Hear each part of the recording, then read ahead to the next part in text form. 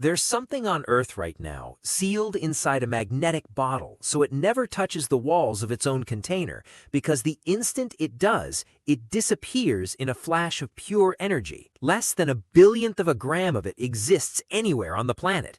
It isn't gold, it isn't a diamond, it isn't anything you've ever held in your hand.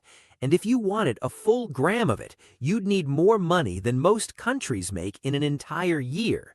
So what's worth more than a small country's yearly economy while weighing less than a grain of salt? To find out, we're not starting with gold, diamonds, or mansions. We're starting with the cheapest expensive thing there is: you. Every atom that makes you, could technically be bought at a hardware store. Scientists actually did the math.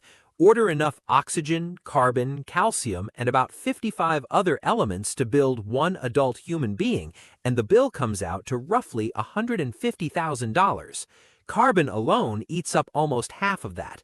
Turns out you need a surprising amount of it, and none of it comes cheap in pure form. That's before you pay a cent for labor, assembly, or the small matter of actually being alive. $150,000 for an entire human being sounds like either a bargain or an insult, depending on your mood. Either way, it's not close to what's coming. Compare that to a single painting. In 2017, a portrait of Christ sold at a New York auction for $450 million, more than anyone has ever paid for a piece of art, before or since. It's credited to Leonardo da Vinci, though for centuries almost nobody believed that. The painting was bought, sold, and painted over so many times that experts wrote it off as a worthless copy. Someone eventually spent years scraping off layers of grime and bad restoration, and underneath was a face historians now argue might be the real thing. Nobody's fully certain. The world paid 9 figures for that uncertainty anyway. It's probably the most expensive object most people will ever see a photograph of. It's nowhere near the most expensive object, period. At least a painting is rare in an obvious way. There's only one original. Some materials pulled straight out of the ground get stranger than that. Deep in Southeast Asian rainforests grows a tree that's usually worthless. Its wood is pale and means nothing, but infect it with the right kind of mold, and the tree fights back by sealing the wound with a thick, dark resin. That resin is agarwood, sometimes called liquid gold. Depending on grade, it sells for anywhere from a few $1,000s a kilogram to over $30,000. The rarest grade, aged for centuries inside old dying trees, has sold for close to $9 million a kilogram. A tree gets sick, and what oozes out is worth more than gold, ounce for ounce, many times over. And we're still only talking about wood. Wood grows on land, and land has its own strange economics. In 1803, the United States bought the entire Louisiana territory from France, 828,000 square miles, roughly a quarter of the continent, for $15 million. Work it out, and that's a few cents per acre, practically a rounding error. Today, in the right few blocks of Monaco, an acre of land alone can run past $300 million. Not the house on it, not the view, just the dirt. That's something like 10 billion times more expensive, acre for acre, than one of history's biggest land purchases, for the exact same physical thing: rock, soil, and legal permission to stand on it. Land, it turns out, was never valuable because of what it is. It's valuable because of what's allowed to sit on top of it. Which raises the obvious next question: what happens once somebody actually builds something there? Quite a lot, apparently. In Mumbai, a billionaire named Mukesh Ambani built himself a house, not a mansion, a 27-story tower built as a single-family home with 3 separate helipads, 6 floors of underground parking, and 600 people just to run it. It cost somewhere between $1 and $2 billion to build. By the time it was finished in 2010, it was already the most expensive private home on the planet. Here's the part that should really bother you. By 2023, independent estimates valued it at $4.6 billion. It had more than doubled without a single new room being added. It just sat there, getting more valuable by doing nothing at all. For comparison, Buckingham Palace, 775 rooms, centuries of royal history, the actual seat of the British monarchy, is estimated at around $4.9 billion. One private citizen's personal home, built by a construction crew in a few years, is now worth exactly what the King of England's palace is worth. A house is still just a house, though. It doesn't produce anything. So what happens when what's being built isn't a home, but an entire city built from nothing in the middle of a desert? In 2017, Saudi Arabia announced exactly that, a new city centered on something called the Line, two mirrored walls, over 1,000 feet tall, running parallel for more than 100 miles, meant to eventually hold 9 million people who'd never need a car. Advertised price, $500 billion. Already one of the most expensive construction projects ever attempted. Except that wasn't the real number. Leaked internal audits, reported by the Wall Street Journal, showed planners privately projecting a final cost of $8.8 trillion by the time the city reached full size, more than 25 times Saudi Arabia's entire annual government budget. The same documents described deliberate manipulation of the numbers used to sell the plan to investors. By late 2025, after burning through an estimated $50 billion, construction on the line quietly stalled.